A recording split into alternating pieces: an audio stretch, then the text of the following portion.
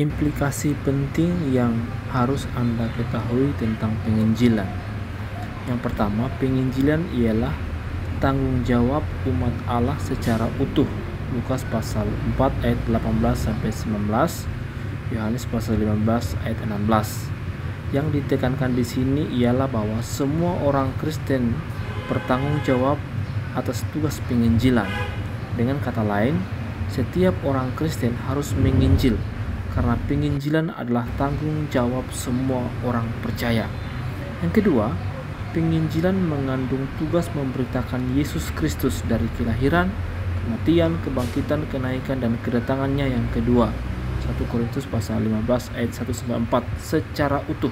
Singkatnya, Tuhan Yesus adalah inti berita penginjilan.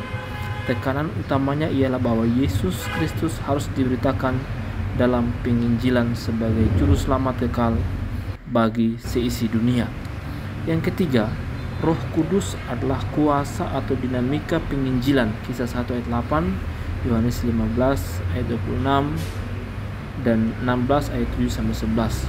Kuasa Roh Kudus inilah yang menjamin keberhasilan penginjilan.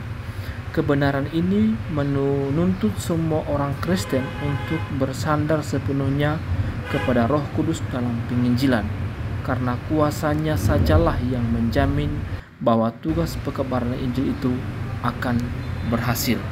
Yang keempat, orang berdosa adalah sasaran penginjilan. Matius pasal 19 ayat 13b dan Lukas pasal 19 ayat 9.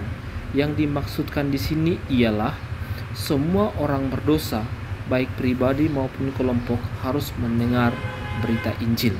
Yang kelima, pertobatan, iman, menyambut Yesus Kristus bukanlah bukti apakah penginjilan itu sejati atau absah atau tidak. 2 Petrus pasal 3 ayat 9, Yohanes pasal 1 ayat 12. Tetapi adalah bukti kedaulatan Allah yang menyelamatkan manusia berdosa.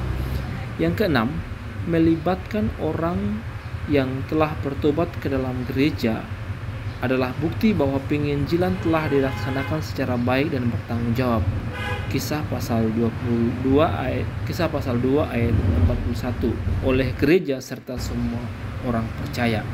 Yang ketujuh, anggota gereja yang bertumbuh menjadi matang dan bertambah dalam pengenalan akan Tuhan sehingga menjadi orang Kristen yang dewasa serta bertanggung jawab adalah bukti penginjilan telah terlaksana secara lengkap dan konsisten.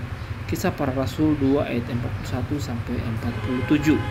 Yang kedelapan, menjadi orang Kristen yang bertanggung jawab menjelaskan bahwa semua orang Kristen atau orang percaya yang adalah anggota gereja menyadari tanggung jawabnya serta memberi diri agar dilatih membawa jiwa-jiwa baru kepada Tuhan Yesus Kristus.